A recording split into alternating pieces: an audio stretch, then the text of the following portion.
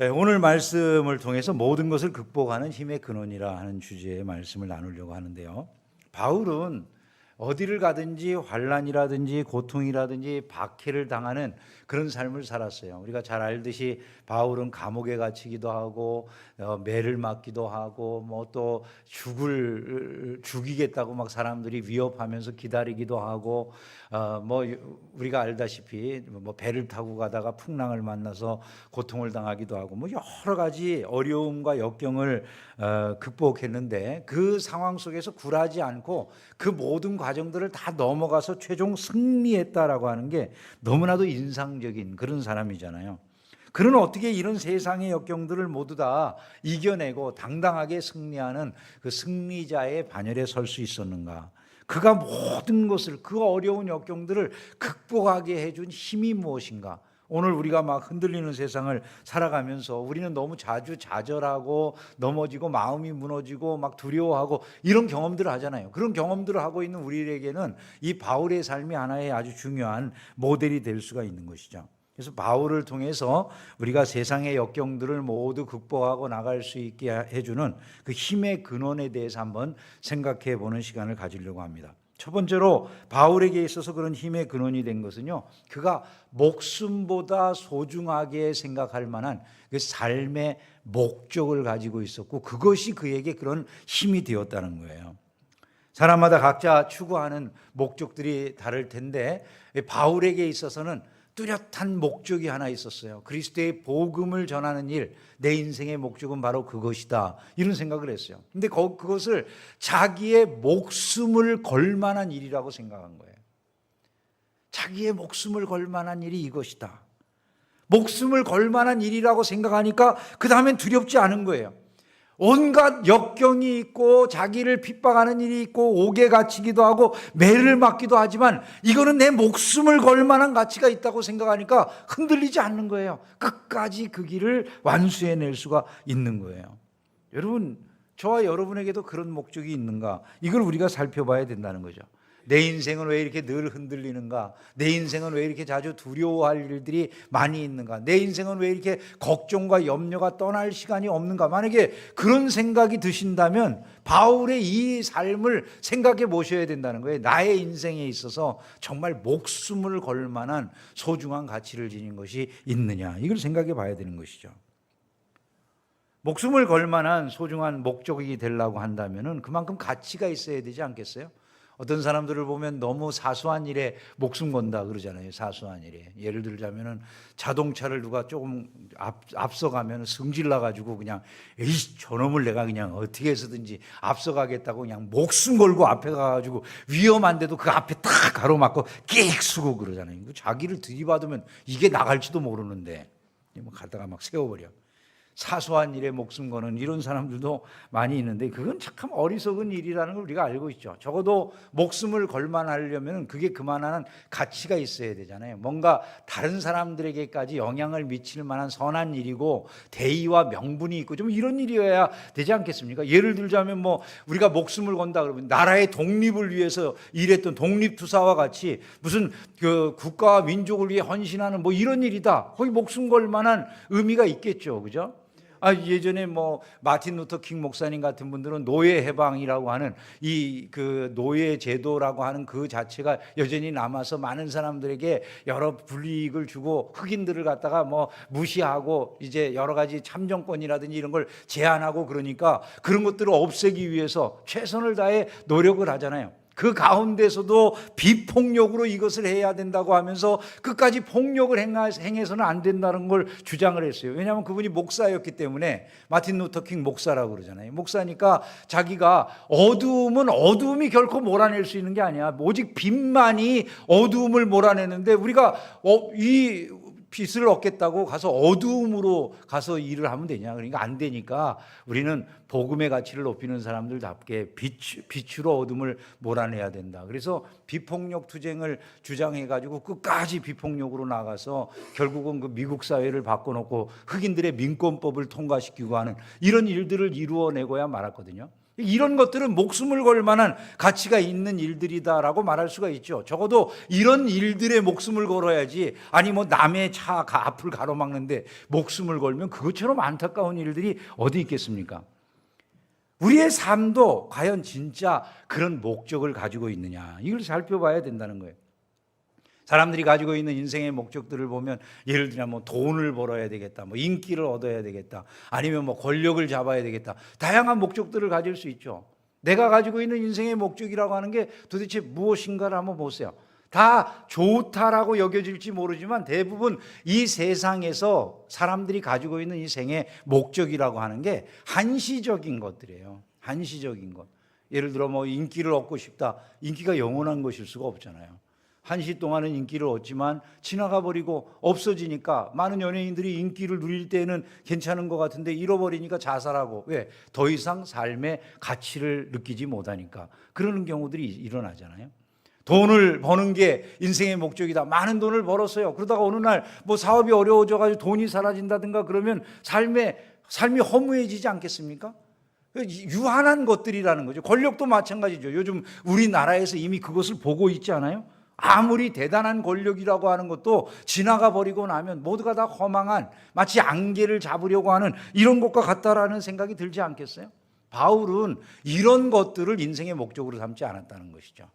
바울에게 있어서 진정한 인생의 목적이 될 것, 그것은 진실로 많은 사람들에게도 유익하고 많은 사람들을 살리는 것이다 라고 자기 안에 확신이 들어온 건데, 그게 바로 복음이라는 거예요.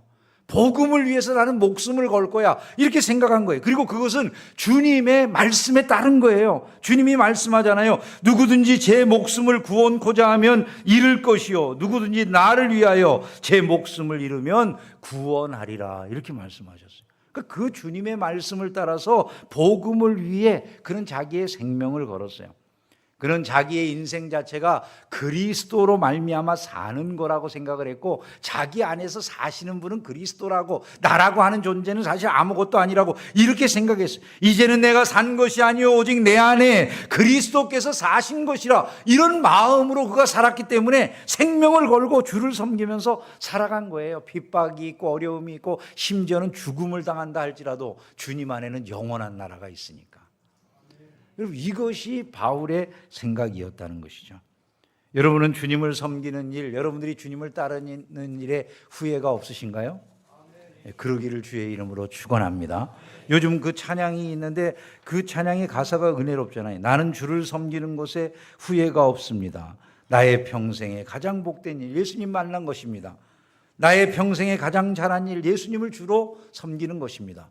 여러분, 이 고백이 여러분에게도 동일하신가요? 그러면 두려움을 이길 수 있다는 거예요. 그러면 한번 우리 찬양을 해보겠습니다. 가사를 생각하는데 이게 고백이 돼야 되지 노래가 되면 안 돼요. 노래로 그냥 지나가면 무슨 의미가 있겠어요? 근데 이 가사를 생각하면서 나의 고백이 되게 한다면 그게 바로 두려움을 이기는 길이에요. 함께 찬양하겠습니다. 나의 평생에 가장 복된 일은 내가 예수님을 만난 것이라. 나의 평생에 가장 잘한 일은 내가 예수님을 주로 섬긴 것이라.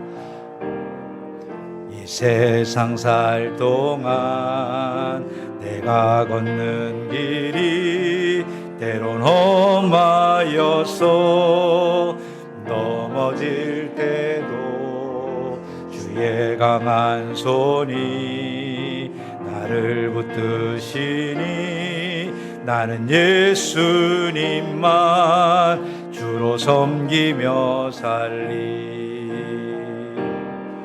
나는 주를 섬기는 것에 후회가 없습니다. 내가 걸어온 모든 시간 다 주의 은혜니, 내가 걸어갈 모든 날도 주만 섬기며 살리. 오직 예수 이름 부르며 살아가리라.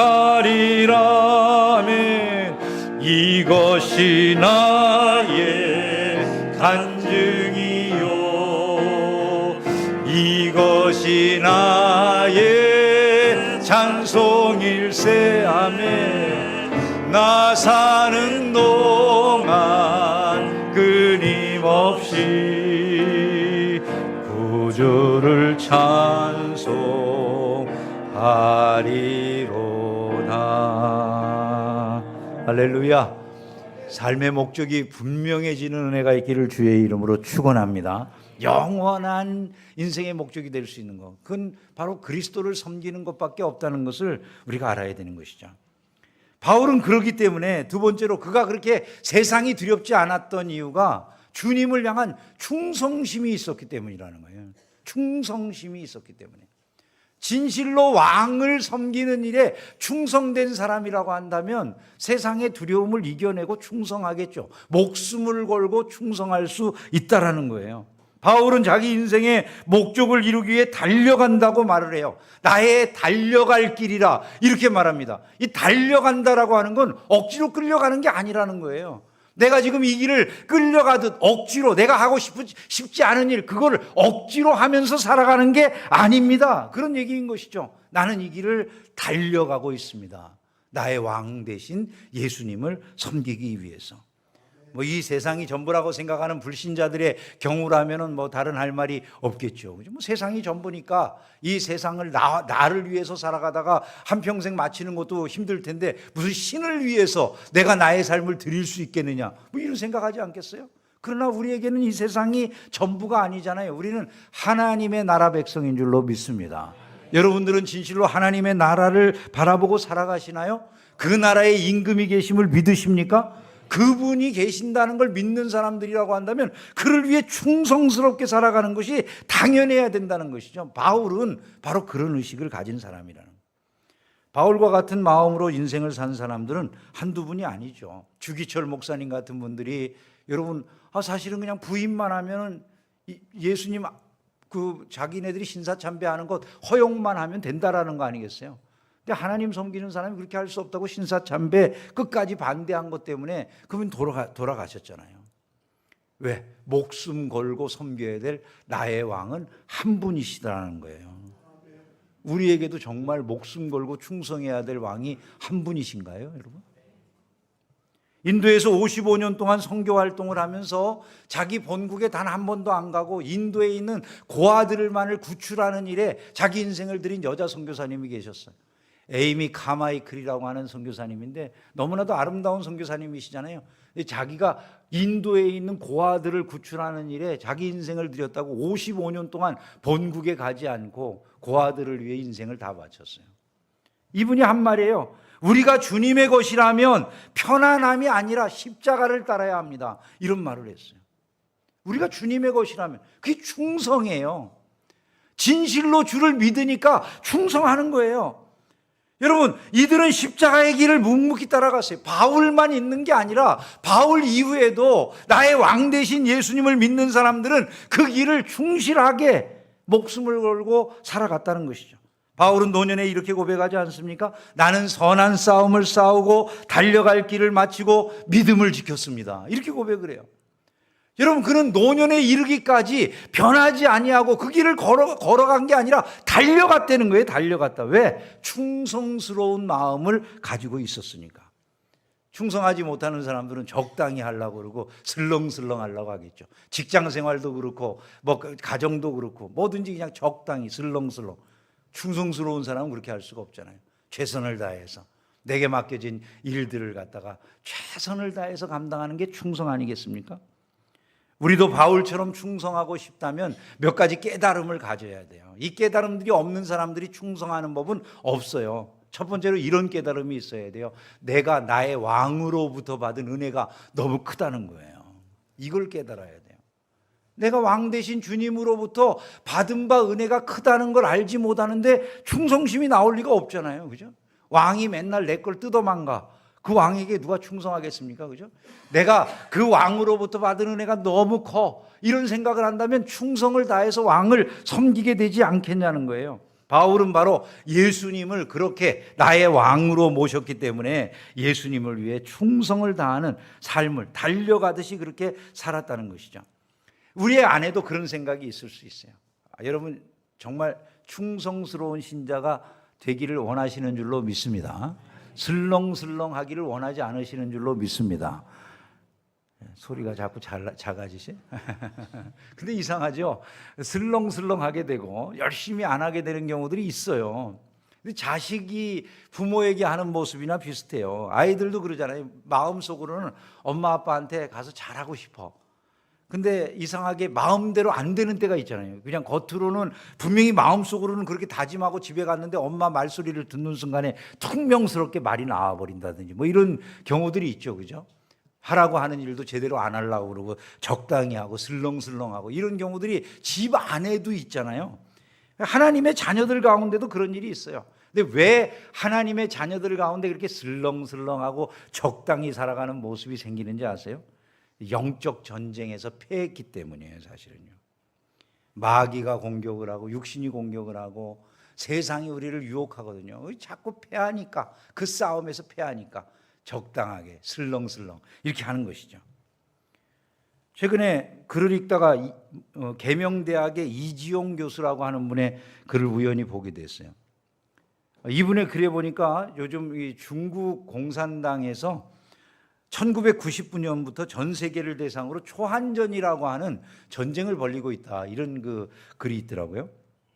초한전이 뭔가 했더니 초나라하고 한나라 사이의 전쟁이 아니라, 이 책은 이제 중국의 대령급의 그 장교들 두 사람이 쓴 책인데, 초한전이라고 하는 책은 차오량이라고 하는 사람하고 왕상수이라고 하는 두 대령급의 장교들이, 중국군 장교들이 쓴 책이라고 그래요. 아까 초한전이라고 하는 게, 그게 이제 1999년도에 쓰여졌는데, 저 책의 내용이 이런 거랍니다.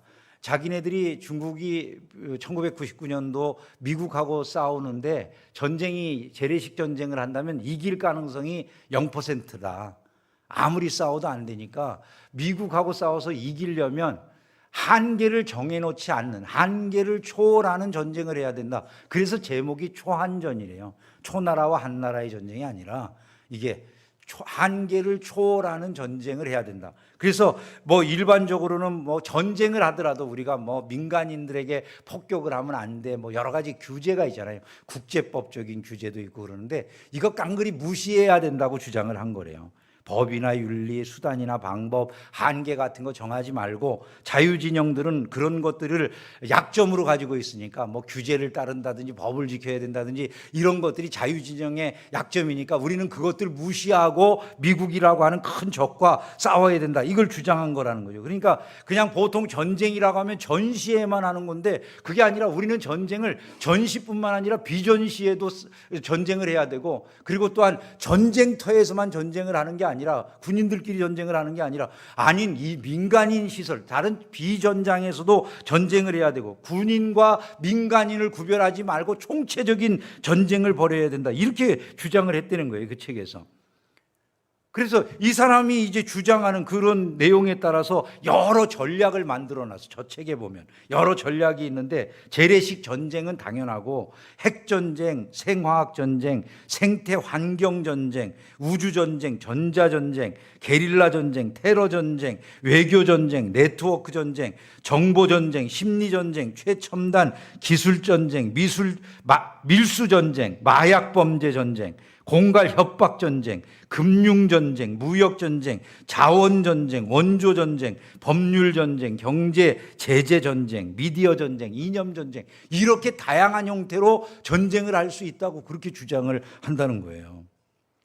그리고 그 핵심 키워드는 기만술이라고, 다 적을 속이는 거다. 우리가 전쟁하는 줄도 모르게 적을 속여서 아무런 전쟁이 없는 것 같은 상황 속에서 적이 자멸하게 만들어야 된다, 뭐 이렇게 주장한다는 거죠. 그래서 외교나 언론이나 기업이나 그 나라의 법이나 교육, 문화, 상호 교류의 방법, 종교 등등을 통해 가지고 상대방 나라를 갖다가 무너지게 하는 일을 위해서 최선을 다해야 된다, 이렇게 그가 주장을 한 거래요.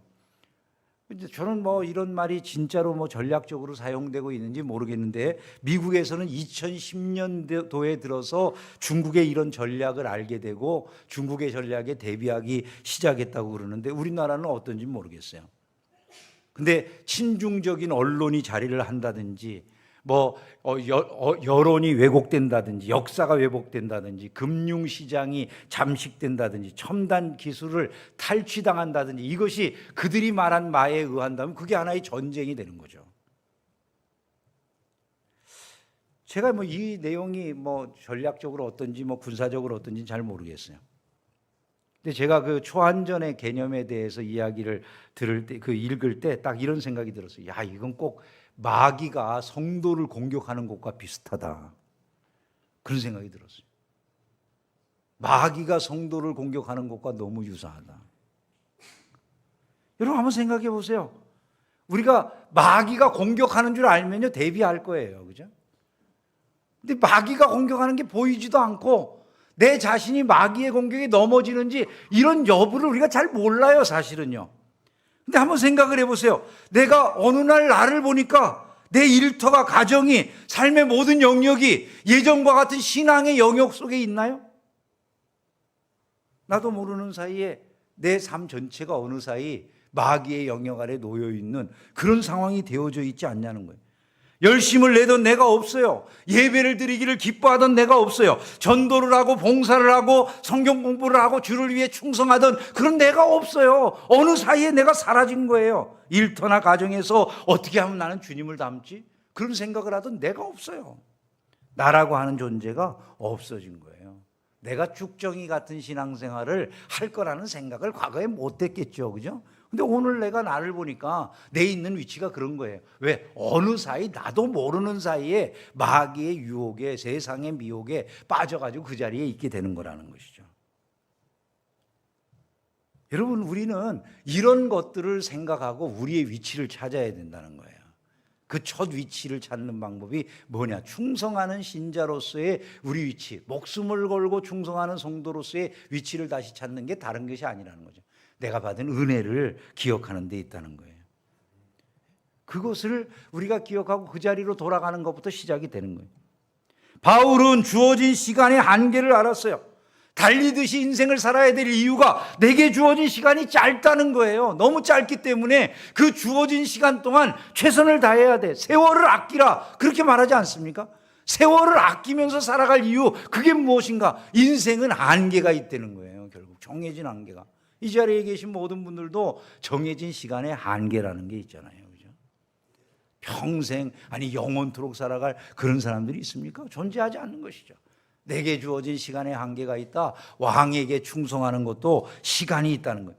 전제와 같이 내가 벌써 부어지고 나의 떠날 시각이 가까웠도다. 이 생각이 바울로 하여금 더욱더 충성하게 만드는 거죠. 그러한 생각을 우리도 할 수 있어야 된다는 거예요. 바울의 충성심은 자기에게 맡겨진 은사, 은혜, 그것이 맡겨진 일 자체가 무엇인지를 선명하게 알았기 때문에 베드로는 이제 할례 받은 사람들에게로 보냄을 받은 사도였다면 나는 할례 받지 않은 저 이방인들에게 보냄을 받은 사람이야. 그 사역의 지경이 어딘지 뚜렷했어요.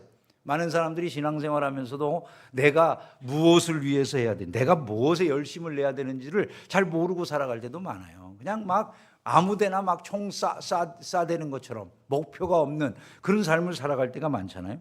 근데 자기가 알고 내가 정말 하고 싶은 복음의 일 이런 것들을 하면은 사람이 기쁘게 할 수 있죠. 어떤 분들은 이 복음에 관한 일을 하는데 봉사를 주로 잘하는 분들은 봉사를 열심히 하면 되겠죠. 나는 재정적인 지원을 잘한다면 재정적인 지원을 잘하면 될 거예요.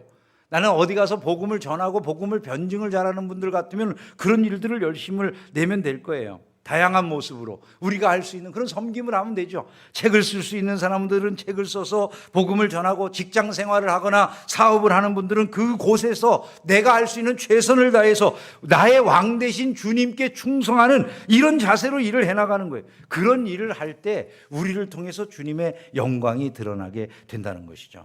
그걸 분명하게 알고 살아가는 사람들이 거기에 모든 것을 걸 수가 있는 거예요. 직장 생활 하나를 하더라도 이게 주님의 일이 돼야지 거기에 모든 걸 걸 만한 가치가 생기는 거잖아요. 먹고 살기 위해서 목구멍이 포도청이니까 그 정도까지만 머물게 되면 무슨 일이든지 한계가 있게 되기 마련이라는 것이죠. 삶의 모든 순간 주님을 위한 일에 충성하는 신자들이 되기를 주의 이름으로 축원합니다. 마지막으로 한 가지 더 말씀을 드리면요, 주께서 맡기신 일에 대한 책임의식이 그를 이토록 목숨을 걸고 끝까지 전진하게 만들었다는 거예요. 주 예수께 받은 사명, 그렇게 말하잖아요. 사명. 그 사명에 대한 책임의식이 바울을 끝까지 견디면서 이 싸움에 나서도록 하는 거예요. 이번에 산불 피해 지역을 돕기 위해서 우리 교우들이 많이 헌금을 해주시는데, 그 산불 피해 지역에 소방관들이 여러분 희생이 되셨어요, 그죠? 그 소방관들이 거기 가서 그렇게 피해 지역에서 어려움을 겪으신 이유가 뭐라고 생각하세요, 여러분? 책임의식 때문이죠, 책임의식.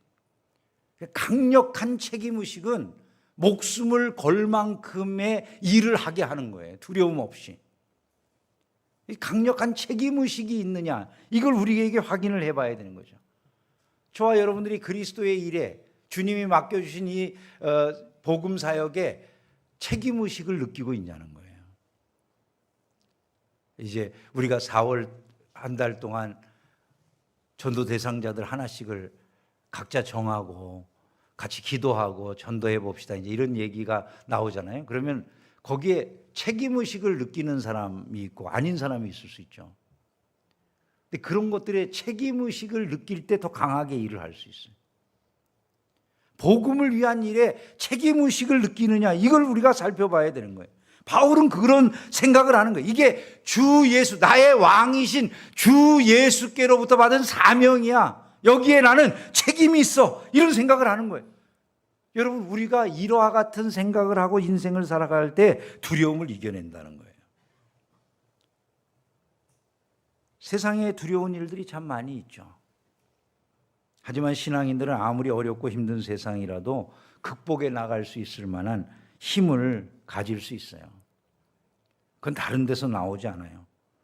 우리 삶의 근본적인 목적이 무엇인가? 이것이 정말 확실해질 때 비로소 신자로서 그런 삶을 사는 게 가능해지는 거예요.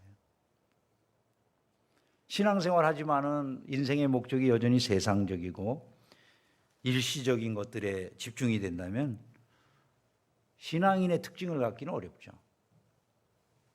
항상 세상 일 때문에 불평하고 원망하고 흔들리고 이리저리 낙담하고 그렇게 될 수밖에 없을 거예요.